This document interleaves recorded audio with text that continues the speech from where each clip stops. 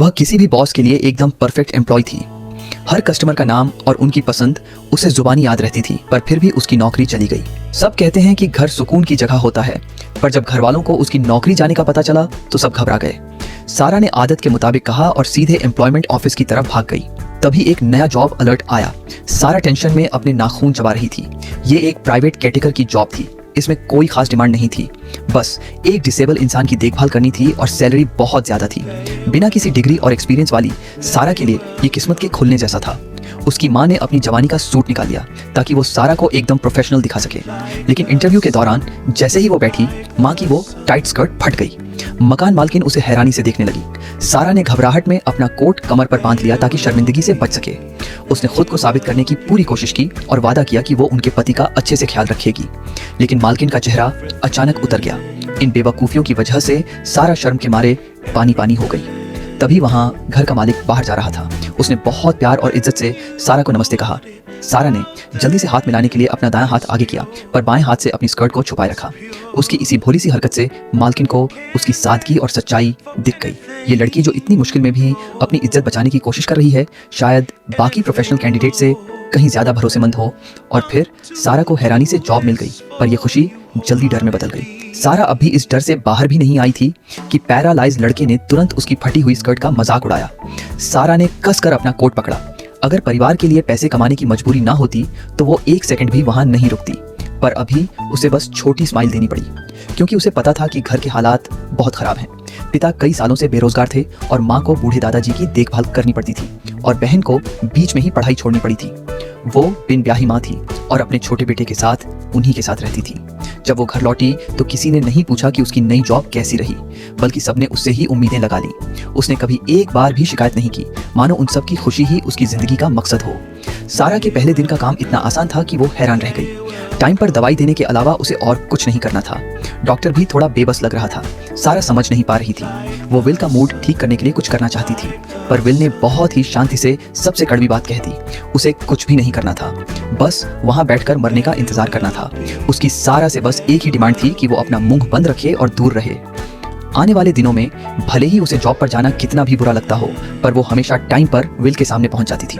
लेकिन दोनों की दुनिया एकदम अलग थी। एक चलती फिरती रेनबो की तरह थी, चमकदार और जिंदा दिल, और दूसरा एक सांस लेती हुई लाश की तरह था, उदास, गुस्से वाला और बस मौत का इंतजार करने वाला। खाना खाते वक्त सारा की गलतियों पर विल उसे अजीब नजरों से घूरता। सारा ने जॉब छोड़ने का भी सोचा, पर मजबूरी के आगे उसे रुकना पड़ा। बहन को कॉलेज जाना था और घर चलाने की पूरी जिम्मेदारी उसी के कंधों पर थी। उसे अंदर से बहुत गुस्सा आ रहा था, पर अपनी बहन की प्यार भरी बातों से उसका गुस्सा पिघल गया। सबकी अपनी कोई ना कोई चाहत और सपने थे, पर उसके सपने तो हालात के नीचे कुचले जा चुके थे। लेकिन अब एक नई परेशानी सामने आ खड़ी हुई। एक दिन दो मेहमान विल से मिलने आए। एक उसकी गर्लफ्रेंड थी और दूसरा उसका बेस्ट फ्रेंड। उनकी बातों से साफ पता चल रहा था कि उन दोनों के बीच कुछ चल रहा है।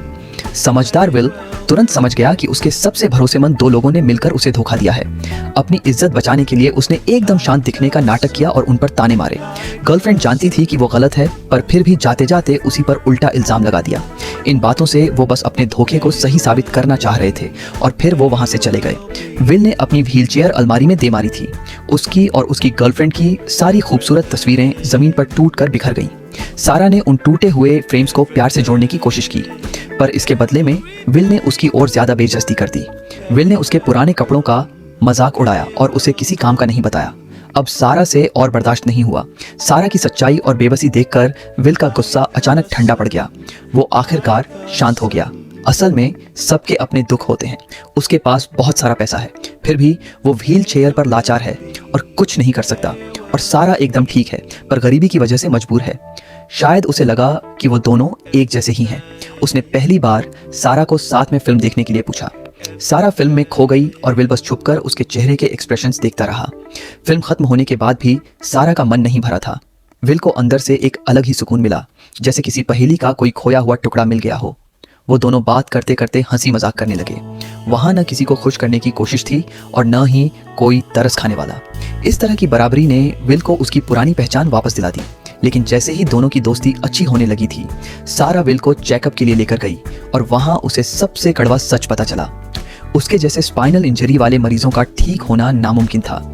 सिर और उंगलियों का थोड़ा सा हिलना ही उसके लिए बहुत बड़ी बात थी। एक मामूली सर्दी जुकाम ही उसकी जान ले सकता है और जल्द ही सारा ने ये खौफनाक मंजर खुद देख लिया। अचानक विल को बहुत तेज बुखार आ गया और उसकी आंखें बंद थीं। उसका चेहरा पीला पड़ गया था। सारा धीरे से बिस्तर के पास गई और उसे धीमी आवाज में पुकारा। जब विल ने कोई जवाब नहीं दिया तो उसका दिल बैठ गया। जब तक विल के मुंह से एक हल्की सी आवाज नहीं आई, वो पागलों की तरह डॉक्टर को बुलाने लगी। डॉक्टर ने आते ही उसका इलाज शुरू किया। विल को नॉर्मल इंसानों की तरह पसीना नहीं आता था।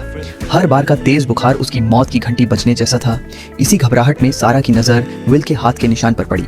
निशान उसकी सुसाइड करने की कोशिश के थे। सारा के दिल में उसके लिए एक अजीब सा दर्द होने लगा। पूरी रात वो बिस्तर के पास बैठी रही।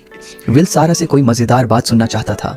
सारा को अपने बचपन की याद आ गई कि जब भी उसे डरावने सपने आते थे तो उसके पिता उसे गाना गाकर सुनाते थे।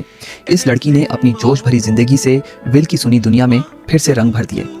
सारा को हमेशा रंग बिरंगे कपड़े पहनना पसंद था, जैसे वो परियों की कहानी से निकल कर आई हो। सब कुछ ठीक हो रहा है, पर तभी स्विट्जरलैंड के एक हॉस्पिटल से आई चिट्ठी ने सब कुछ बदल दिया। 6 महीने पहले विल ने अपनी इच्छा मृत्यु के लिए अपॉइंटमेंट ले लिया था। बहन ने उसे सलाह दी कि वो विल के साथ एक बार खुलकर जिए और वो सब करे जो विल करना चाहता है। इसे उसकी आखिरी इच्छा समझकर पूरा करे, शायद वो अपना मन बदल ले। सारा को ये आइडिया बहुत पसंद आया और उसने काफ़ी रिसर्च की। उसने विल को बचाने का एक बहुत अच्छा प्लान बनाया और विल के माता पिता को दिखाया। उन्होंने सारा को एक बार कोशिश करने की इजाज़त दे दी। शायद जो काम वो लोग नहीं कर पाए, ये लड़की कर दे। सारा ने उसे कॉन्सर्ट के टिकट्स दिए। वो ना सुनने के लिए तैयार थी, पर विल ने मुंह बनाकर अपनी हाँ कर दी और उसका प्लान मान लिया। जब सारा एक लाल ड्रेस पहनकर बाहर आई तो सारा ने अपना स्कार्फ हटा दिया। वो किसी छोटे से सूरज की तरह चमक रही थी। कॉन्सर्ट में विल के कॉलर पर लगा टैग उसे चुभ रहा था। सारा बिना कुछ सोचे उसके पास गई और दांत से उसे काट दिया। उसे कोई परवाह नहीं थी कि लोग क्या सोचेंगे। सारा पहली बार कोई कॉन्सर्ट सुन रही थी। जब म्यूज़िक शुरू हुआ तो उसके चेहरे पर एक अलग ही खुशी थी और विल का सारा ध्यान बस उसके चेहरे पर था। उसके एक्सप्रेशंस को देखकर विल के चेहरे पर भी खुशी की मुस्कान आ गई। जब तक वो घर पहुँचे, विल उसी एहसास में खोया हुआ था। विल को लगा जैसे उसे जीने की एक वजह मिल गई हो। इस शांति और खुशी को वो दिल में बसाना चाहता था।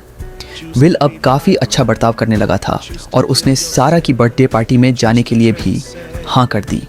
अगर पहले की बात होती तो वो भीड़-भाड़ वाली जगह पर कभी नहीं जाता, पर सारा की फैमिली बर्थडे पार्टी में वो बहुत जल्दी उसके घर वालों के साथ घुल मिल गया। जब आधा डिनर ख़त्म हो गया तब सारा का बॉयफ्रेंड वहाँ पहुँचा और उसके लेट आने का कारण सिर्फ ये था कि उसे अपना रनिंग रिकॉर्ड तोड़ना था। भले ही वो उसका सिर्फ एक शौक़ था, हमेशा एडजस्ट करने की आदत की वजह से सारा ने कुछ नहीं कहा और गिफ्ट देते हुए लू से उसे जल्दी खोलने की ज़िद करने लगा। वो एक नेकलेस था जिस पर बॉयफ्रेंड का ही नाम लिखा था। लू को ये देखकर अजीब लगा, लेकिन उसने खुश होने का नाटक किया। वहीं विल ने भी लू के लिए एक गिफ्ट रखा था। उसे देखकर लू खुशी से झूम उठी, क्योंकि उसने बस एक बार इसका जिक्र किया था और विल ने उसे याद रखा। किसी के लिए इतने मायने रखना सच में बहुत अच्छा एहसास था, लेकिन बॉयफ्रेंड को इससे जलन होने लगी। पार्टी ख़त्म होने पर उसने जानबूझकर लू के कंधे पर हाथ रखा ताकि वो अपना हक जता सके। विल इस मतलबी आदमी को अच्छे से समझ गया था, इसलिए उसने अपना मास्टर स्ट्रोक चला। विल को दिल से लगता था कि ऐसा आदमी लू के लायक ही नहीं है, लेकिन जब वो लू के लिए बुरा महसूस कर रहा था तभी उसकी खुद की परेशानी सामने आ गई। उसकी एक्स गर्लफ्रेंड और उसके दोस्त की शादी का कार्ड टेबल पर रखा था, पर विल एकदम शांत था। उसने कोई रिएक्शन नहीं दिया। फिर वो दोनों शहर के सबसे शानदार महल में गए। असल में वो महल भी विल के परिवार का ही था। बचपन में विल को लगता था कि ये दुनिया की सबसे खूबसूरत जगह है। उसने कहा कि ये अब भी मेरी सबसे पसंदीदा जगह है क्योंकि तुम यहाँ कभी नहीं आई। विल ने लू को अपने सपनों की सबसे खूबसूरत जगह के बारे में बताया। पेरिस की सड़कों पर स्क्वायर के पास बैठकर अच्छी सी कॉफ़ी पीना और स्ट्रॉबेरी जैम के साथ गर्म क्रोइसैंट खाना। ये सुनकर लू की आंखें चमक उठीं। वो तुरंत वहाँ जाना चाहती थी, लेकिन विल इस हालत में वहाँ नहीं जाना चाहता था। वो नहीं चाहता था कि उसकी बीमारी और मजबूरी उस खूबसूरत जगह का मज़ा ख़राब कर दे। हालांकि अब भी उसे एक और जगह जाना था। अपनी एक्स गर्लफ्रेंड की शादी में उसने लू को भी अपने साथ चलने को कहा।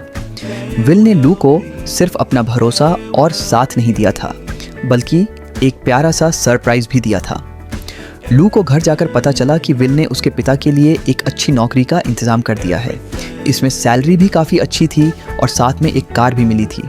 लू ने तुरंत विल को कॉल करके थैंक यू कहा, लेकिन विल ने इसे बहुत ही आम बात की तरह टाल दिया। वो चाहता था कि लू अब अपने परिवार की टेंशन ना ले और अब से खुद पर ध्यान दे सके। लू को लगने लगा था कि उसकी ज़िंदगी में जैसे विल ने नए पंख लगा दिए हैं, लेकिन तभी उसे फिर से पता चला कि विल अभी भी अपनी मौत की प्लानिंग कर रहा है। वसीयत बनवाने वाला वकील घर आया था। लू उसे दरवाजे पर ही रोकना चाहती थी, लेकिन विल ने लू को वहाँ से जाने को कह दिया। हालांकि लू इस बात से बहुत दुखी थी, पर उसने अपनी आखिरी कोशिश जारी रखी। वो विल के साथ उसकी एक्स गर्लफ्रेंड की शादी में गई। दोनों नए जोड़ों को हॉल में जाते देख विल की आंखों में आंसू आ गए। उसका गला भर आया था। उसे अपनी एक्स की याद नहीं आ रही थी, बल्कि उसे अफसोस था कि वैसी खुशी अब उसे इस जन्म में कभी नसीब नहीं होगी। शादी में लू विल की गोद में बैठ गई और दोनों ने डांस फ्लोर पर एक प्यारा सा डांस किया। विल ने मजाक करते हुए कहा कि अगर वो व्हीलचेयर पर ना होता तो वो इतने करीब से उसकी सांसों को महसूस नहीं कर पाता। और लू ने भी सीधा जवाब दिया कि अगर वो एकदम ठीक होता तो वो कभी भी उसके साथ डांस नहीं कर रही होती। लेकिन किस्मत का खेल भी अजीब है, जो अक्सर नामुमकिन चीज़ों को भी मुमकिन बना देता है। शायद थोड़ी और खूबसूरत यादें बनाने से वो इस दुनिया को छोड़कर जाना नहीं चाहेगा। लेकिन जब लू ने अपने बॉयफ्रेंड को बताया कि वो उसके साथ नॉर्वे की ट्रिप पर नहीं जा पाएगी और उसे विल के साथ सफ़र पर जाना है, तो बॉयफ्रेंड गुस्से में अकेला ही दौड़कर अपनी भड़ास निकालने लगा। असल में उनका नॉर्वे जाने का प्लान भी सिर्फ बॉयफ्रेंड का ही फैसला था। वो अपने दोस्तों के साथ वहाँ एक रेस में हिस्सा लेना चाहता था। लू के साथ अपने रिश्ते में उसने कभी भी लू की मर्जी नहीं पूछी। ठीक अभी की तरह दोनों एक कपल की तरह बात कर रहे थे, पर फिर भी लू को हमेशा उसके पीछे पीछे भागना पड़ता था। लेकिन इस बार लू ने हार नहीं मानी। किसी की जान बचाने से ज़्यादा ज़रूरी कुछ भी नहीं था। तभी एक मैसेज आया और लू तुरंत अस्पताल भागकर पहुंची। विल को निमोनिया हो गया था और वो गहरे कोमा में चला गया था। लू पूरी रात अस्पताल में ही रुकी रही। जब विल को धीरे धीरे होश आया तो लू उसके पास गई और हमेशा की तरह उसे हंसाने की कोशिश करने लगी। लेकिन विल इतना कमज़ोर हो चुका था कि वो अपनी आंखें भी नहीं खोल पा रहा था। अस्पताल से छुट्टी मिलने के बाद लू को डॉक्टर से पता चला कि विल हमेशा उसके सामने मजबूत होने का नाटक करता था। लेकिन डॉक्टर ने पिछले 2 सालों में विल का असली और दर्दनाक संघर्ष अपनी आंखों से देखा था। इसलिए इच्छा मृत्यु के फैसले पर डॉक्टर ने अपनी सहमति जताई थी।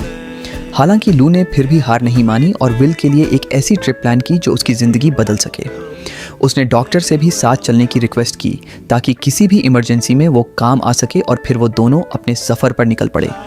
नरम रेत, हल्की हल्की लहरें और चेहरे को छूती समंदर की हवा, सब कुछ एक मीठे सपने जैसा था। लू ने अपना पूरा ध्यान विल का मन बदलने में लगा दिया था, लेकिन विल के दिमाग में कुछ और ही चल रहा था। ये लड़की कभी अपने छोटे से शहर से बाहर नहीं निकली थी। वो लू को दिखाना चाहता था कि दुनिया बहुत बड़ी है, सिर्फ वो छोटा सा शहर ही सब कुछ नहीं है। उसने लू का एडमिशन स्कूबा डाइविंग क्लास में करवा दिया। लू काफ़ी डरी हुई और घबराई हुई लग रही थी, लेकिन अगले ही पल उसे पानी के अंदर खुशी से नाचते देख विल इतना खुश हुआ मानो वो खुद भी उस गहरे नीले समंदर में उतर गया हो। रात के समय बीच पर लू ने फनी सा डांस करके विल को बहुत हंसाया। फिर लू आकर विल की व्हीलचेयर पर बैठ गई, लेकिन विल को देखकर ऐसा लगा मानो उसने कोई बड़ा फैसला कर लिया हो। लू ने साफ साफ कहा कि उसे कई महीनों पहले ही सब कुछ पता चल गया था, लेकिन उसे पक्का यकीन था कि वो विल की ज़िंदगी में खुशियाँ ला सकती है। कुछ महीनों के साथ में वो उस छोटे से शहर की सीधी साधी लड़की से पूरी तरह बदल गई थी। तो फिर विल दोबारा ज़िंदगी से प्यार करना क्यों नहीं सीख सकता? लेकिन विल को असल में अपनी ज़िंदगी से बहुत प्यार था। एक वक्त था जब वो अपनी ज़िंदगी को पूरी शान से जीता था और इसलिए उसके लिए इस बेजान से शरीर में कैद रहना और भी ज़्यादा तकलीफ़देह था। उसने लू को बताया कि वो उससे कितना प्यार करता है और क्योंकि वो उससे इतना प्यार करता है, वो नहीं चाहता कि लू उसकी वजह से पीछे रह जाए। वो कभी भी एक नॉर्मल आदमी की तरह उसे एक अच्छी ज़िंदगी नहीं दे सकता। विल ने ट्रिप ख़त्म होते ही स्विट्ज़रलैंड जाने का फ़ैसला कर लिया था और वो चाहता था कि लू उसके इस आखिरी सफ़र में उसका साथ दे। लू बुरी तरह रो रही थी। विल का दिल भी टूट गया था क्योंकि वो भी लू से बहुत प्यार करने लगा था। घर लौटते वक्त लू गुस्से में विल से बात नहीं कर रही थी, लेकिन जब विल गहरी नींद में सो गया तो लू उसके पास गई और उसे कंबल उड़ाया। उसके प्यारे लेकिन थके हुए चेहरे को देखकर लू बहुत कुछ कहना चाहती थी, पर उसके होंठ खामोश थे और वो बस रोती रही। विल के माता पिता उन्हें लेने एयरपोर्ट आए थे। लू बिना कुछ कहे आगे बढ़ गई। वो बस जल्दी से अपने घर जाना चाहती थी। विल की माँ को कुछ अजीब लगा और वो भागकर उसके पीछे गई। लू ने रोते हुए कहा कि वो विल का मन नहीं बदल पाई। रही बात उसकी सैलरी की तो उसे अब वो भी नहीं चाहिए थी। लू तुरंत वहाँ से मुड़ी और चली गई। उसे डर था कि अगर वो एक पल भी रुकी तो वो पूरी तरह से टूट जाएगी। उधर विल की माँ भी रोते हुए अपने पति के गले लग गई। मौत, ये शब्द अपनों के सामने इतना भारी होता है कि इसका बोझ सहना मुश्किल कर देता है। घर लौटने के बाद लू पूरी तरह टूट चुकी थी। वो दिन भर उदास रहती और बस रोती रहती थी। उसने इतनी कोशिश की पर फिर भी वो हार गई। उसके पिता ने उसे समझाया कि तुम कभी भी किसी ऐसे इंसान को नहीं बदल सकती जिसने अपना फैसला कर लिया हो। तुम बस उसे अपना प्यार और साथ दे सकती हो। विल अपने परिवार के साथ स्विट्ज़रलैंड जा चुका था। अगर लू अभी निकलती तो शायद वो समय पर पहुंच सकती थी। लू ने हिम्मत जुटाई और स्विट्ज़रलैंड के उस प्राइवेट अस्पताल पहुंच गई। कमरे में घुसते ही उसे एक सजावट की चीज़ गिर गई। विल समझ गया कि ये शोर मचाने वाली लड़की और कोई नहीं लू ही है। विल के माता पिता उन्हें अकेला छोड़कर कमरे से बाहर चले गए। दोबारा मिलने पर दोनों ने माहौल को थोड़ा हल्का करने के लिए मजाक किया ताकि दुख कम हो सके। विल ने लू से दरवाज़ा खोलने को कहा। सूरज की एक किरण लू के चेहरे पर पड़ी और बाहर चिड़ियों की मीठी आवाज़ें आ रही थीं। विल चाहता था कि लू इस दुनिया को एक नए नज़रिए से देखे और वो हमेशा लू के साथ रहकर उसे खुशियों की तरफ बढ़ने के लिए कहे। लू मुड़ी और प्यार से विल के पास लेट गई। उसने अपना सिर झुकाया और विल की धड़कन को महसूस करने लगी, पर वो उसकी आंखों में देखने से डर रही थी क्योंकि उसे डर था कि कहीं उसके आंसू छलक न जाएं और भी ज़्यादा दर्दनाक न हो जाए। बताओ लू, मुझे कुछ अच्छी बात बताओ। मैं तुम्हें बहुत मिस करूँगा। मैं भी तुम्हें मिस करूँगी। वो अपने लिए कभी जी ही नहीं। उसके सपने ज़िंदगी की भाग दौड़ में कहीं खो चुके थे, ठीक उस बम्बलबी टाइट की तरह जिसे वो बचपन के बाद कभी नहीं पहन पाई। वो हमेशा दूसरों की ज़रूरतों को खुद से पहले रखती थी। वो रंग बिरंगे कपड़े इसलिए नहीं पहनती थी कि उसे सबसे अलग दिखना है, बल्कि वो अपनी उदास ज़िंदगी में थोड़े रंग भरना चाहती थी। और विल उसकी ज़िंदगी में कोई तूफ़ानी प्रेम कहानी लेकर नहीं आया था। वो उसे ये बताने आया था कि वो भी ख़ास है, वो भी प्यार के लायक है और उसे भी अपनी इस छोटी सी दुनिया से बाहर निकलकर बड़ी दुनिया देखनी चाहिए। विल ने उसे खुद पर भरोसा करना सिखाया, उसे हिम्मत दी और ज़िंदगी की भाग दौड़ में टूट चुके उसके सपनों को एक एक करके फिर से जोड़ दिया। अगर विल एक व्हीलचेयर में कैद योद्धा था तो लू भी अदृश्य जंजीरों में जकड़ी हुई एक परी थी। लू ने अपनी खुशी और प्यार से विल की बेरंग ज़िंदगी में फिर से रंग भर दिए और अंत में विल ने अपनी जान देकर लू को सिखाया कि एक ही जगह पर मत रुको और दूसरों के लिए खुद को ख़त्म मत करो। सच्चा प्यार किसी पर निर्भर रहना या उस पर हक जताना नहीं है, बल्कि उसे आज़ाद छोड़ना और आगे बढ़ाना है। इसलिए लू पेरिस की सड़कों पर इतनी आज़ादी से घूम पा रही थी। उसने एक्सट्रीम बटरफ्लाई परफ्यूम लगाया था जिसकी महक में विल का प्यार और दुआएं थीं। लू एक ऐसी तितली बन गई थी जो अपने खोल से बाहर आ चुकी थी। एक दूसरे से मिलने के बाद उन दोनों ने मिलकर एक शानदार सफ़र तय किया। एक को अपनी तकलीफ़ों से आज़ादी मिल गई और दूसरे ने एक नई ज़िंदगी की शुरुआत की। जीवन के हर मोड़ पर एक नई सीख छिपी होती है। अगर आप इसी तरह की बेहतरीन फिल्मों की एनालिसिस और प्रेरणादायक कहानियों से जुड़े रहना चाहते हैं तो अल्फ़ा डिकोड को सब्सक्राइब करके बेल आइकन ज़रूर दबाएं। आपकी एक छोटी सी मदद हमें और भी बेहतर कंटेंट बनाने के लिए प्रेरित करती है। अपना ख्याल रखें। मिलते हैं अगले वीडियो में।